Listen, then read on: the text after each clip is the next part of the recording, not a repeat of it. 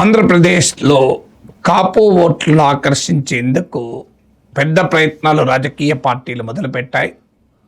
ఈరోజు వైఎస్ఆర్ కాంగ్రెస్ పార్టీ కాపు నేతల సమావేశం జరిగింది. ఇది ఆ పార్టీలో ఉన్న కాపు నేతల సమావేశం.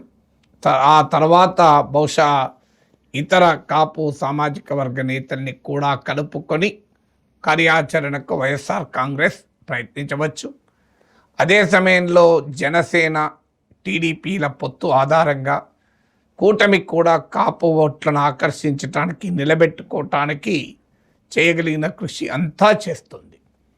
సో ఈ పరిణామాల నేపథ్యంలో అసలు ఆంధ్రప్రదేశ్ రాజకీయాల్లో కాపు ఓట్ల ప్రాధాన్యత ఏంటి? రాజకీయాల్ని కులాల ప్రాతిపదికగా విభజించి చూడడం సరైంది కాకపోవచ్చు, కానీ వాస్తవంగా రాజకీయాల్లో జరుగుతున్నదే అది కదా. దానికి ముద్దు పేరు సోషల్ ఇంజనీరింగ్ అని పేరు పెట్టారు. సో ఆంధ్రప్రదేశ్ సోషల్ ఇంజనీరింగ్లో కాపుల ప్రాధాన్యత ఏంటి? దీనికి మన ముఖ్య కారణం ఏంటంటే కాపుల డెమోగ్రఫిక్ ప్రెసెన్స్, అంటే జనాభాలో కాపుల సంఖ్య, వారి political and economic marginalisation.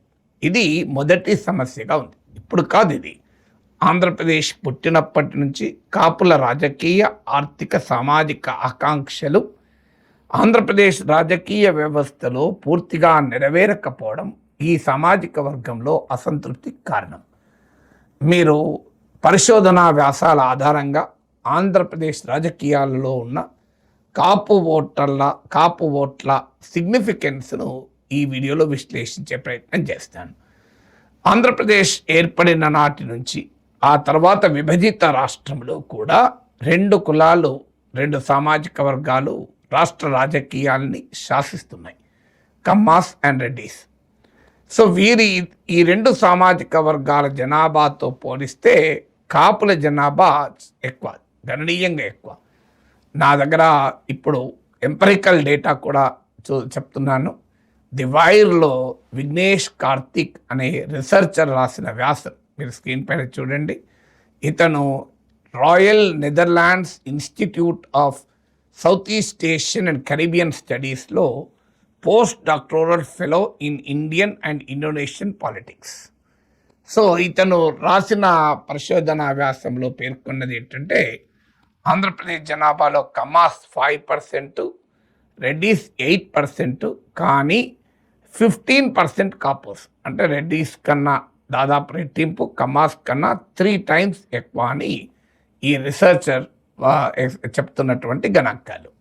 So కానీ రాష్ట్ర రాజకీయాల్లో ఈనాడు కూడా ముఖ్యమంత్రి పదవికి చాలా దూరంగా కాపులుంటూ వచ్చారు. సో ఇది కాపుల్లో పెరిగిన అసంతృప్తి కారణం. అంటే కాపుల మంత్రులు, ఎమ్మెల్యేలు, ఎంపీలు కాలేదని కాదు, కానీ ఇతర రాజకీయ పార్టీల నాయకులు ముఖ్యమంత్రులు కావటానికి కాపు ఓట్లు ఉపయోగపడుతున్నాయి, కానీ కాపు నాయకుడు ఎందుకు ముఖ్యమంత్రి కాడు అన్నది ఈ సామాజిక వర్గంలో వస్తున్న అసంతృప్తి. అయితే ఈ ఒక్క సామాజిక వర్గంలోనేనా?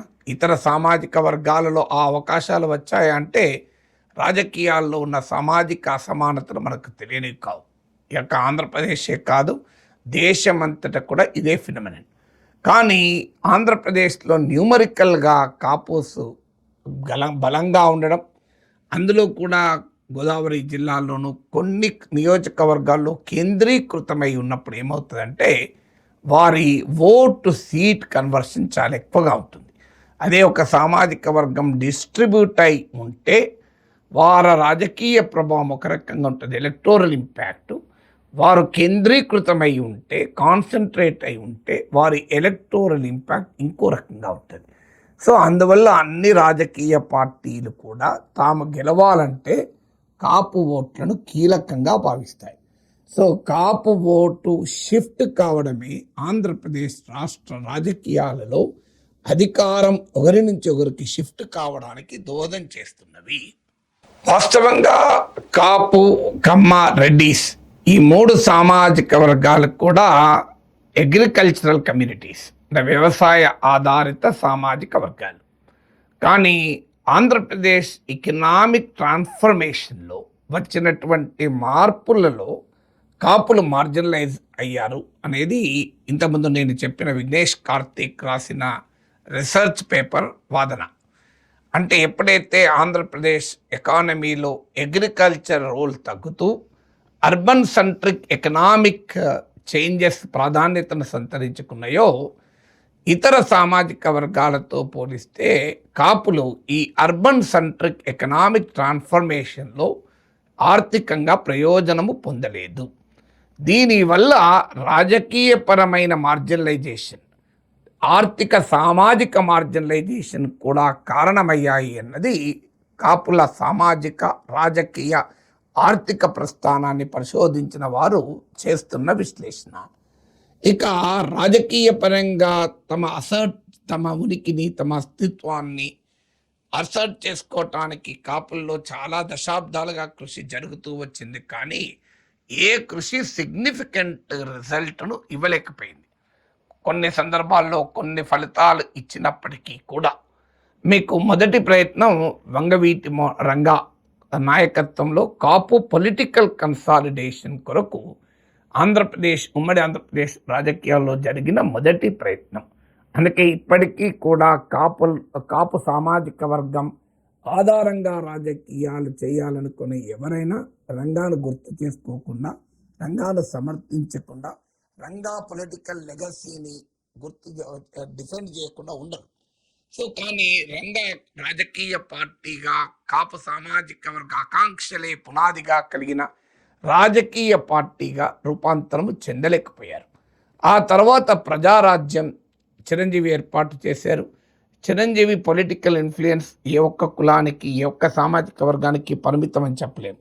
ఆ మాటకొస్తే ఏ రాజకీయ పార్టీ కూడా, అది టీడీపీ అయినా, కాంగ్రెస్ అయినా, వైఎస్ఆర్ కాంగ్రెస్ అయినా, ఒక్క రాజకీయ పార్టీకి ప్రాతినిధ్యం రిప్రజెంట్ ఎప్పుడు చేయదు. కానీ సామాజిక వర్గాలు కొన్ని రాజకీయ పార్టీల వెనకాల దళంగా ర్యాలీ అవుతూ ఉంటాయి.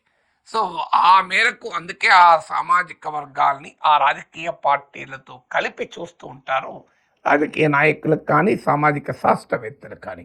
Both politicians and social scientist ఒక పొలిటికల్ పార్టీని, ఒక కమ్యూనిటీకి మధ్య ఉన్న లింకేజ్ను చూడడంలో ఆ కమ్యూనిటీ కీలక పాత్ర పోషిస్తుందని చూస్తారు తప్ప ఏ పార్టీ కూడా ఒక కమ్యూనిటీ ఓటింగ్తో గెలవదు, అధికారంలోకి రాదు. అందువల్ల ప్రజారాజ్యం గురించి మాట్లాడినప్పుడైనా, లేకుంటే తర్వాత జనసేన గురించి మాట్లాడేటప్పటికైనా, లేదా టీడీపీ వైసీపీల గురించి మాట్లాడేటప్పుడైనా మనకు అర్థం కావాల్సింది ఆ పార్టీలు ఏదో ఒక కులానికే పరిమితమైనవని, ఆ నాయకులు ఏదో ఒక కులానికే పరిమితమైనని భావిస్తే అది పూర్తిగా పొరపాటు. అన్ని సామాజిక వర్గాల్లో కూడా ఆ పార్టీలకు ఉనికి ఉంటుంది. కానీ ఒక సామాజిక వర్గం బలంగా ర్యాలీ అవుతుంది, అది తేడా మాత్రమే. మీకు ప్రజారాజ్యం వచ్చినప్పుడు కూడా ఒక ఆశ, ఒక ఆకాంక్ష కాపుల్లో పెరిగింది. ప్రజారాజ్యంకు మా చిరంజీవికి ఉన్నటువంటి విశేషమైన జనాదరణ, ఆయనకున్న కరిష్మా వల్ల ఈసారి కాపులు పొలిటికల్ డామినేషన్లోకి రాగలరు అనే ఆశ వ్యక్తమైంది. కాపు ఓటు పెద్ద ఎత్తున చిరంజీవి వెనకాల, ప్రజారాజ్యం వెనకాల ర్యాలీ అయింది. ప్రజారాజ్యం ఆ మేరకు విజయవంతం కావడంలో కాపు ఓట్ల కీలక భూమికను మనం కాదలేము. అయితే ప్రజారాజ్యం కాంగ్రెస్లో విలీనం కావడంతో కాపు ఓటర్ల ఆకాంక్షల పైన నీళ్లు చల్లినట్టయింది. సో ఆ తర్వాత పవన్ కళ్యాణ్ మరోసారి ఆశను రేకెత్తించారు. 2019లో మొదటిసారి ఎన్నికల్లో పోటీ చేశారు. కానీ కాపు సామాజిక వర్గం ఓట్లు పొలిటికల్ డివిడెండ్లను ఇవ్వలేకపోయింది. కారణం టీడీపీ వైసీపీల మధ్య భారీగా ఓట్లు పోలరైజ్ కావడము. కాపు ఓట్లు డిసిసివ్ ఫ్యాక్టర్ అయినా కూడా పవన్ కళ్యాణ్ డిసిసివ్ ఫ్యాక్టర్ కాకపోవడం వల్ల ఆ ఓట్లు పవన్ కళ్యాణ్ నాయకత్వం జనసేన వెనకాల 2019లో ఆశించిన స్థాయిలో ర్యాలీ కాలే, పూర్తి స్థాయిలో ర్యాలీ కాలే. దాని ఫలితమే జనసేన ఆ ఎన్నికల్లో వైఫల్యం చెందడం, ఒక్క సీటుకు మాత్రమే పరిమితం కావడం, పవన్ కళ్యాణ్ కూడా 2 సీట్లలో కూడా కాపులు గణనీయంగా ఉన్నప్పటికీ కూడా భీమవరంలో, గాజువాకలో ఓడిపోవడానికి కారణమైంది. 2019 తర్వాత పవన్ కళ్యాణ్ ఆలోచనలో వ్యూహాత్మకమైన మార్పు వచ్చింది. అంటే కాపు ఓట్లు కావచ్చు, లేదా తనకున్న జనాకర్షణ వల్ల వచ్చే ఓట్లు కావచ్చు, ఇతర సామాజిక వర్గాల ఓట్లు, అది పొలిటికల్గా డిసిసివ్ ఫ్యాక్టర్ కాకపోతే ఆ ఓటు కాస్త తనకు పొలిటికల్ డివిడెండ్ ఇవ్వదు అని అర్థమైంది. అందుకే ఆయన కూటమిలో భాగం కావడం అనేది ఒక రాజకీయ వ్యూహాన్ని ప్రకటించారు. వైసీపీ వ్యతిరేక ఓటు చీలకూడదన్న పొలిటికల్ నరేటివ్ చుట్టూ జనసేన ఓటు క్రిటికల్ ఫ్యాక్టర్ అయ్యేలా తన రాజకీయ వ్యూహాలు రచించారు. అందుకే అతన్ని గేమ్ చేంజర్ అని, ఆర్కిటెక్ట్ అని, మ్యాన్ ఆఫ్ ద మ్యాచ్ అని రకరకాల ప్రత్యేకతలను ఎందుకు ఇస్తారంటే కారణం ద విన్నింగ్ కాంబినేషన్గా పవన్ కళ్యాణ్ స్టాండ్ కారణమైంది. అంటే ఆ మచ్ నీడెడ్ బ్యాలెన్స్ రెండు పార్టీల మధ్య హోరాహోరీగా పోలరైజ్ అవుతున్న సమయంలో సిగ్నిఫికెంట్ విన్నింగ్ ఎడ్జ్ ఇచ్చింది జనసేన కూటమిలో చేరడం. దాని ఫలితంగా ఆంధ్రప్రదేశ్ రాజకీయాల్లో ఒక అన్నేచురల్ సోషల్ కోయలిషన్, కమ్మ ఓట్లు, కాపు ఓట్లు రెండు కూడా కూటమి వెనకాల ఒక బలమైన ఇరుసుగా మారాయి. అది కూటమి అపూర్వ విజయానికి కారణమైంది. అందుకే ఇప్పటికీ వైఎస్ఆర్ కాంగ్రెస్ కూడా అర్థమవుతున్నది ఏంటంటే కూటమి వెనకాల ఉన్న ఈ సోషల్ కోయలిషన్ బ్రేక్ కాకుండా, అంటే కాపుల మధ్య ఉండే సామాజిక సంకీర్ణం బ్రేక్ కాకుండా, కాపు ఓట్లలో తన వైపు ఎంతో కొంత తిప్పుకోకుండా ఆంధ్రప్రదేశ్లో రాజకీయ పరిణామాల్ని మార్చడం కష్టమని వైఎస్ఆర్ కాంగ్రెస్ పార్టీకి అర్థమైంది కనుకనే ఇప్పుడు కాపుల్లో వివిధ కారణాల రీత్యా ఏర్పడుతున్న అసంతృప్తిని ఆధారంగా చేసుకుని తమ వైపు కాపు ఓట్లను ఆకర్షించేందుకు వైఎస్ఆర్ కాంగ్రెస్ లోని కాపు నాయకులు రంగంలో దిగారు. ఆంధ్రప్రదేశ్ ఎన్నికల ఫలితాలపైన centre for study of developing societies లోక్మీతి వారు జరిపిన పోస్ట్ పోల్ స్టడీలో కూడా ఈ సామాజిక సమీకరణ ఏ రకంగా కూటమి విజయానికి దోహదం చేసిందో పరిశోధనాత్మక గణాంకాలు, రీసెర్చ్ స్టాటిస్టిక్స్తో, ఎంపరికల్ ఎవిడెన్స్తో నిరూపించింది. మీరు స్క్రీన్ పైన చూడండి.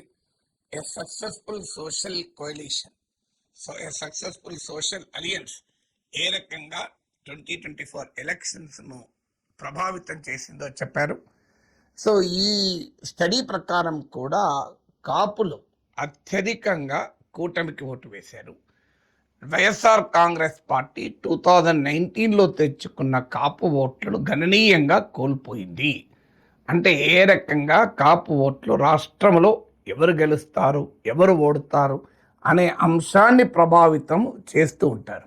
కూటమి విజయానికి మాత్రమే కాదు, కూటమి వెనకాల ఉన్న కాపు కన్సాలిడేషన్ 2019తో పోలిస్తే 2024లో జనసేన అనూహ్య విజయానికి కారణమైంది. కానీ ఇందులో ఉన్న లిమిటేషన్ ఏంటి అనేది చూస్తే కాపు ఓట్ల సంఖ్య రీత్యా, వారికి ఉన్న రాజకీయ ప్రాధాన్యత రీత్యా జనసేనకు కూటమికి అధిక సీట్లు తేవటానికి ఈ సోషల్ ఇంజనీరింగ్ ఉపయోగపడింది. కానీ వాస్తవానికి మనం దేశంలో కాస్ట్ అండ్ పాలిటిక్స్ను స్టడీ చేస్తే ఒక వాస్తవం అర్థమవుతుంది. ఏ కమ్యూనిటీ అయినా, ఏ సామాజిక వర్గమైనా తనకున్న డెమోగ్రఫిక్ ప్రజెన్స్ ద్వారా తెచ్చుకునే సీట్లు రాజకీయ కూటముల వల్ల కాస్త మార్పు చెందవచ్చు. కానీ ఇతర సామాజిక వర్గాలతో ఒక వ్యూహాత్మకమైన అలియన్స్, స్ట్రాటజిక్ అలియన్స్ పెట్టుకున్నప్పుడు వారే ప్రత్యక్షంగా అధికారంలోకి వస్తారు. మీకు ఉదాహరణ చెప్తాను. మాయావతి దళిత్ ఓట్ ఆధారంగానే ఆమె రాజకీయ కన్షీరామ్ ఫినామినన్. కానీ అధికారం రావడానికి దళిత్ ఓట్ మాత్రమే ఉపయోగపడలేదు. మీకు గుర్తుండే ఉంటుంది, ఆమె బ్రాహ్మణ ఓటర్స్కు ఇతర అగ్రకులాల ఓటర్లను కూడా కలుపుకున్నది. సో మీకు ఇతర అగ్రకులాల ఓటర్లను కూడా కలుపుకొని ఒక విస్తృతమైన సోషల్ కోయలిషన్ను దళిత్ ఓటు యాంకర్గా, అంటే దళిత్ ఓటు ఇరుసుగా ఒక విస్తృతమైన సోషల్ కోయలిషన్ నిర్మించింది కనుక ఆమె ఉత్తరప్రదేశ్ రాష్ట్రంలో అద్భుత విజయాన్ని సాధించి ముఖ్యమంత్రి కాగలిగారు. మీకు బీహార్లో తీసుకుందాం. బీహార్లో జేడీయూ రైజ్ కూడా చూస్తే జేడీయూ వెనకాల ఉన్న కుర్మీ సామాజిక వర్గం, నితీష్ కుమార్ క్యాస్ట్ అది. ఓన్లీ కుర్మీలైతే నితీష్ కుమార్ ఆ స్థాయిలో ఫినామినన్గా ఉండేవారు కాదు. కానీ కుర్మీలతో పాటు ఇతర మోస్ట్ బ్యాక్వర్డ్ కాస్ట్, కుష్వాహా ఇలాంటి ఇతర మోస్ట్ బ్యాక్వర్డ్ కాస్ట్లతో ఒక బలమైన సోషల్ కోయలిషన్ను నితీష్ కుమార్ నిర్మించాడు. 34% ఎంబీసీ జనాభా గనక నితీష్ కుమార్ బలమైన ఓట్ బేస్ కలిగిన నాయకుడయ్యాడు. అందుకే అనివార్యంగా అది మహాగఠబంధన్ కానీ, అది ఎన్డీఏ కానీ, నితీష్ కుమార్కే ముఖ్యమంత్రి పదవి ఇవ్వాల్సి వచ్చింది.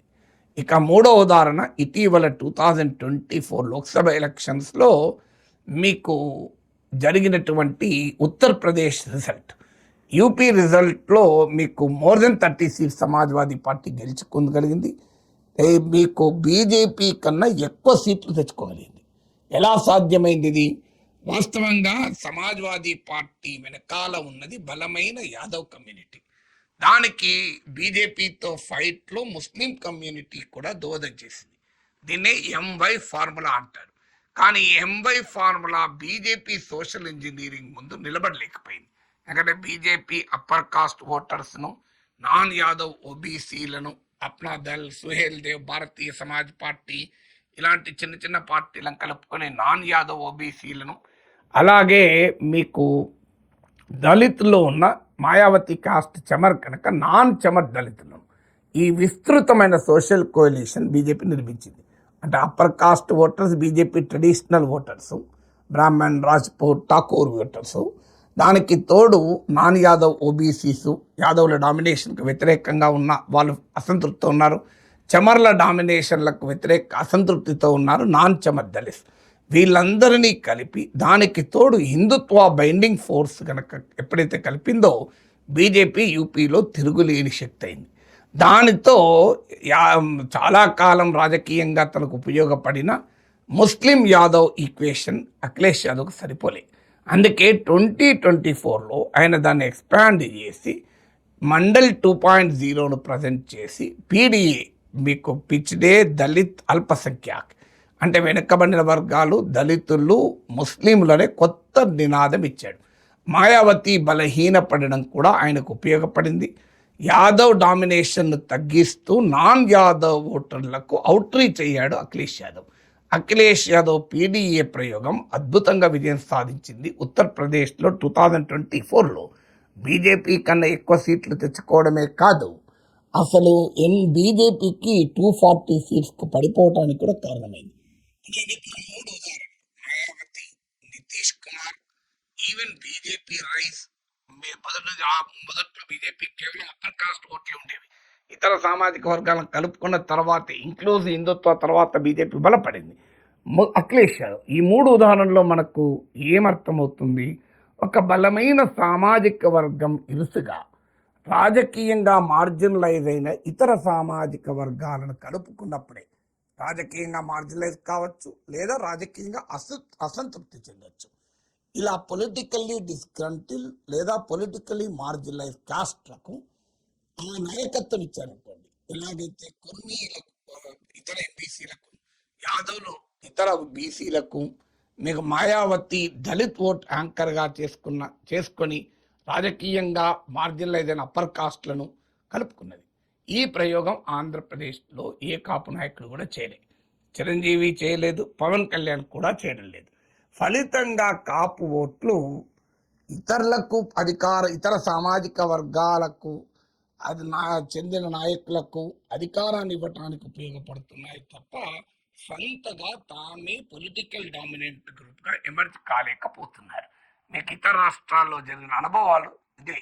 అంటే ఇదే పవన్ కళ్యాణ్ గనక కాపు ఓటు ఇరుసుగా ఆంధ్రప్రదేశ్ రాజకీయాల్లో మార్జినలైజ్ అయి ఉన్న ఇతర సామాజిక వర్గాలను అందరినీ కలుపుకొని కాపుల సోషియో ఎకనామిక్ ట్రాన్స్ఫర్మేషన్, సామాజిక ఆర్థిక మార్పుకు, ఇతర సామాజిక వర్గాల ఆర్థిక సామాజిక మార్పుకు నాయకత్వం వహించి ఉంటే ఆ సిచ్యువేషన్ కంప్లీట్గా చేంజ్ అయ్యింది. కానీ అది జరగకపోవడం వల్ల కాపుల్లో ఆ అసంతృప్తి మిగిలిపోయింది. మీకు జనసేనకు 21 సీట్లు వచ్చినా మేము ఏదో ఒక వైపు విజయానికి దోహదం చేస్తున్నాం తప్ప మా పూర్తి స్థాయి ఆకాంక్షలు నెరవేరడం లేదే అన్న అసంతృప్తి ఈ సామాజిక వర్గంలో కనిపిస్తుంది. అందువల్ల ఒకసారి టీడీపీకి, ఒకసారి వైసీపీకి ఈ ఓటు డ్రిఫ్ట్ కావడం వల్ల ఆయా పార్టీలు కూడా తమ వైపు తిప్పుకోవటానికి ప్రయత్నాలు చేస్తున్నాయి. యూనివర్సిటీ ఆఫ్ హైదరాబాద్లో రీసెర్చ్ స్కాలర్ అయిన S Swaroop power thrust of Kapu caste అని ఒక ఆసక్తికరమైన రీసెర్చ్ పేపర్ రాశారు. ఈ రీసెర్చ్ పేపర్లో కాపుల పొలిటికల్ జర్నీ ఏంటి, వివిధ పార్టీలు కాపు ఓటర్లను ఎలా ఆకర్షించాయి, కాపు నేతల్ని ఎలా కోఆప్ట్ చేసుకున్నారు, చాలా డీటెయిల్డ్గా రాశారు. మీరు స్క్రీన్ పైన చూడండి, రీసెర్చ్ గేట్లో ఈ ఆర్టికల్ దొరుకుతుంది కూడా. సో ఇందులో ప్రధానమైన కంక్లూషన్ ఏంటంటే, ఏ కాస్ట్ అయినా తనకున్న న్యూమరికల్ సిగ్నిఫికెన్స్తో, తమ నాయకుడికున్న మాస్ పాపులారిటీతో ముఖ్యమంత్రి పదవిని పొందలేదు. మీకు కాపులు, నేను ఇంతకుముందు విఘ్నేష్ కార్తిక్ రాసిన రీసెర్చ్ ఆర్టికల్ నుంచి కోట్ చేస్తూ జనాభాలో 15% ఉంటారని చెప్పాను. అది ఓల్డ్ సెన్సస్ డేటా. ఇప్పుడు కాపు నేతలను అడిగితే 25 to 27% వరకు ఉంటారు కాపోస్ అని నమ్ముతారు.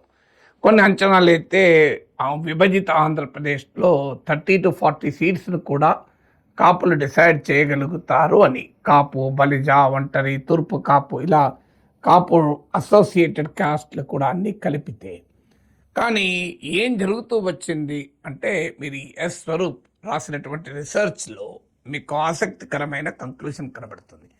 కాంగ్రెస్ పార్టీ కానీ టీడీపీ కానీ వాస్తవంగా కాపుల్ని కోఆప్ట్ చేసుకోవడం మొదలుపెట్టింది. కాపు నేతల్ని వాస్తవంగా ఆ రీసెర్చ్ పేపర్ తర్వాత జరిగిన పరిణామాలు చూస్తే మిగతా వైఎస్ఆర్ కాంగ్రెస్ పార్టీ కూడా అదే పని చేస్తుంది. అంటే కాపు నేతల్ని, బలమైన కాపు నేతల్ని తమ పార్టీ ఫోన్లో కోఆప్ట్ చేసుకుంటోంది. అలా తమ విజయానికి కాపు ఓట్లను చాలా కీలకంగా ఉపయోగించుకుంటున్నాయి. మీకు రంగా హత్యానంతరము ఈ కాపు ఓటర్లను కాంగ్రెస్ కన్సాలిడేట్ చేసుకుంది. టీడీపీకి వ్యతిరేకంగా కాపు ఓట్లను అట్రాక్ట్ చేసి పనిచేసింది. వాస్తవంగా రంగా హత్యతోనే ఆంధ్రప్రదేశ్లో కాపు కమ్మ సోషల్ డివైడ్ క్రియేట్ అయింది.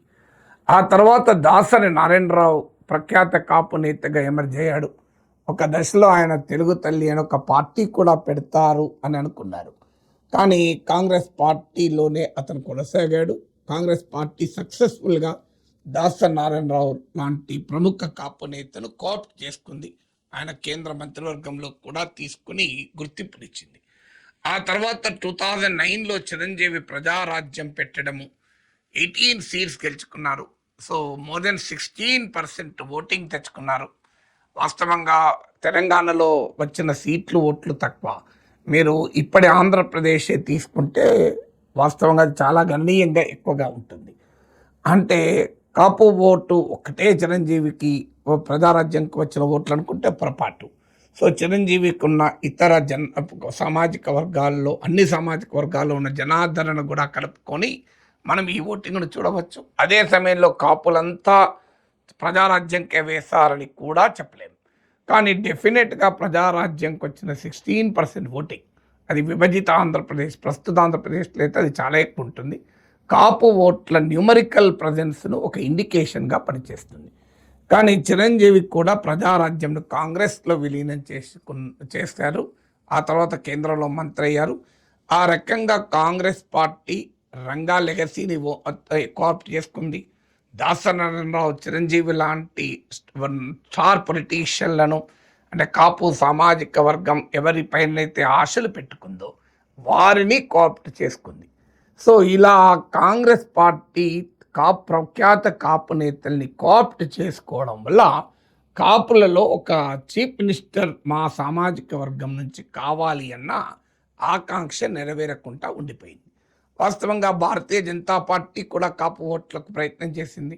కన్నా లక్ష్మీనారాయణ, సోమ్ వీర్రాజు లాంటి నేతల్ని పార్టీ అధ్యక్షులుగా చేశారు. కానీ ఆ తర్వాత బీజేపీ కారణాలేమో కానీ అగ్రెసివ్గా ఇతర రాష్ట్రాల్లో చేసిన సోషల్ ఇంజనీరింగ్ ఆంధ్రప్రదేశ్లో చేయలేదు.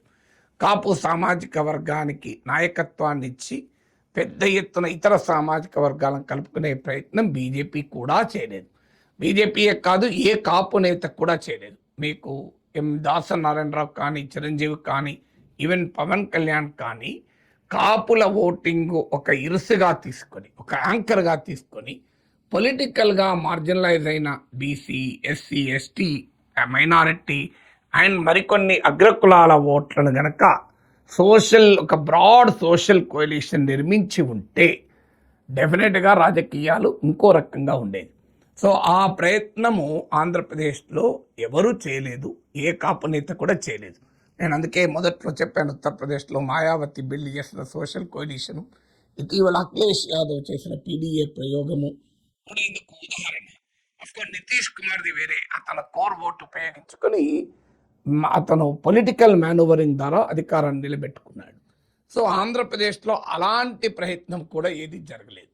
ఇప్పుడు పవన్ కళ్యాణ్ కూడా టీడీపీ జనసేనను కూడా తన కూటమిలో కలుపుకోవడం ద్వారా కాపు ఓటు కూడా తన కోఆప్ట్ చేసుకోగలిగింది. ఇలా కాంగ్రెస్ అయినా టీడీపీ అయినా ఇప్పుడు వైసీపీ కూడా మళ్ళీ కాపు నేతల సమావేశాలు పెడుతూ కాపు నేతల్ని కాపు ఓట్లను కోఆప్ట్ చేసుకుంటూ ఇవాళ తన రాజకీయ బలాన్ని పెంచుకోవటానికి ఉపయోగపడుతుంది. సో ఈ మొత్తం ఎనాలిసిస్ నేను ఇప్పుడు మీకు విఘ్నేష్ కార్తిక్ రాసిన రీసెర్చ్ పేపర్ చెప్పాను, మీరు ఎస్ స్వరూప్ రాసిన రీసెర్చ్ పేపర్ చెప్పాను, సిఎస్డిఎస్ లోక్నీతి వాళ్ళ పోస్ట్ పోల్ స్టడీస్ చెప్పాను. ఈ ఒక సోషల్ సైన్స్ స్టూడెంట్గా, సామాజిక శాస్త్ర విద్యార్థిగా ఆంధ్రప్రదేశ్ రాజకీయాలను పరిశీలిస్తే క్లియర్గా అర్థమవుతుంది, కాంగ్రెస్, టీడీపీ, వైసీపీ సక్సెస్ఫుల్గా కాపు నేతల్ని, కాపు బేస్ ఉన్నటువంటి పొలిటికల్ పార్టీలను కోఆప్ట్ చేసుకోవడం ద్వారా కాపు ఓట్లను తమ వైపు తిప్పుకొని తమ విజయానికి ఒక రకంగా పునాదులుగా ఒక బలమైన భూమికగా ఉపయోగించుకుంటూ వచ్చాయి. అదే సమయంలో కాపు నేతలు ఎవరు కూడా తమకున్న విస్తృతమైన ప్రజాదరణ, ఫిలిం వల్ల కావచ్చు, ఇతరత్ర కావచ్చు, ఆ ప్రజాదరణను ఉపయోగించుకొని కొంతమేరకు ఇతర సామాజిక వర్గాల ఓట్లు తెచ్చుకున్నారు. కానీ ఆంధ్రప్రదేశ్లో పొలిటికల్గా మార్జినలైజ్ అయి తమ నాయకుడు ముఖ్యమంత్రి కావడం లేదు అని ఫీల్ అవుతున్న రాజకీయ ఆకాంక్షలు, అసంతృప్తిని ఛాంపియన్ చేయడంలో విఫలం కావడం వల్ల కూడా కాపు ఓట్లు కాంగ్రెస్కో, టీడీపీకో, వైసీపీకో విజయానికి మాత్రమే ఉపయోగపడుతున్నాయి. అందువల్లనే ఆ పార్టీలు చాలా సమర్థవంతంగా కాపు ఓట్లను తమ వైపు తిప్పుకోవటానికి నిరంతర ప్రయత్నాలు చేస్తూనే ఉంటాయి. సో ఆంధ్రప్రదేశ్లో 2014లో ప్రజారాజ్య వైఫల్యంతో అసంతృప్తి చెందిన కాపు ఓట్లు పవన్ కళ్యాణ్ కూటమికి మద్దతు ఇవ్వడం, నరేంద్ర మోడీ ఫినామినన్, ఒక విభజిత రాష్ట్రానికి రాజధాని లేదు, ఒక బలమైన పాలనా అనుభవం కలిగిన నాయకుడు కావాలన్న ఆకాంక్షల వల్ల కాపు ఓటు 2014లో మీకు టీడీపీకి షిఫ్ట్ అయ్యాయి.